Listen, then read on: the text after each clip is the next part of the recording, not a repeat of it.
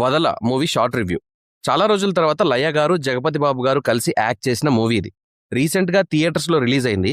But response బాగలేక సరిగా ఆడలేదు. ఇప్పుడు ఓటీటీలో స్ట్రీమింగ్లోకి వచ్చింది.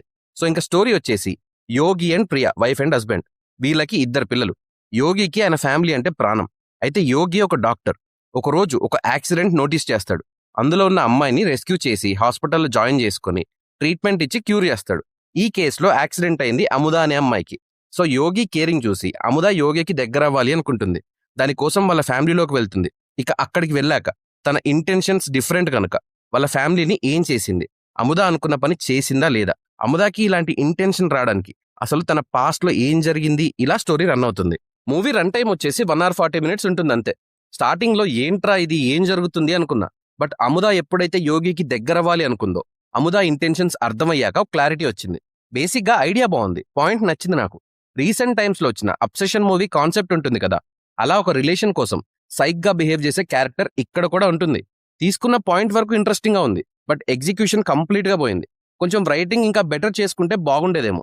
ఏ ఎమోషన్ ని సరిగ్గా రీచ్ కానివ్వలేదు, ఎక్స్ట్రీమ్ లెవెల్ కి తీసుకెళ్లలేదు దేన్ని. అలా ఒక ఇంటెన్స్ సబ్జెక్ట్ బిల్డ్ చేసుకుంటే బాగుండేది.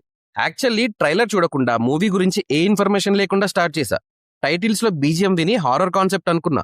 టైటిల్ కూడా అలానే ఉంది కదా, బట్ హారర్ కాదు, ఒక psychic thriller kind of movie ఇది. మనం స్టార్టింగ్ నుంచి ఏదో ఎక్స్పెక్ట్ చేస్తాం, ప్రెడిక్ట్ చేస్తాం, బట్ క్లైమాక్స్ హిట్టింగ్ గా అనిపించింది. లీడ్ యాక్టర్స్ అందరిలో మెయిన్ గా హృతికా శ్రీనివాస్ యాక్టింగ్ చాలా బాగుంది. అముదా రోల్ కి పర్ఫెక్ట్ గా సెట్ అయింది. థీమ్ బీజిఎం కూడా బాగుంది, బట్ సాంగ్స్ కష్టం. ఒక డిఫరెంట్ సబ్జెక్ట్ చూస్తా, ఎగ్జిక్యూషన్ బాగాలేకున్నా పర్లేదు అనుకుంటే ట్రై చేయొచ్చు. సబ్జెక్ట్ డిఫరెంటో కాదో పక్కన పెడితే ఇంట్రెస్టింగ్ సబ్జెక్ట్.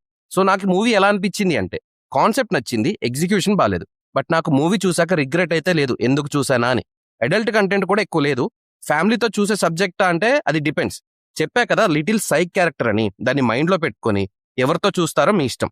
మీరు మూవీ చూడాలి అనుకుంటే ప్రైమ్ వీడియోలో తెలుగులో స్ట్రీమ్ అవుతుంది.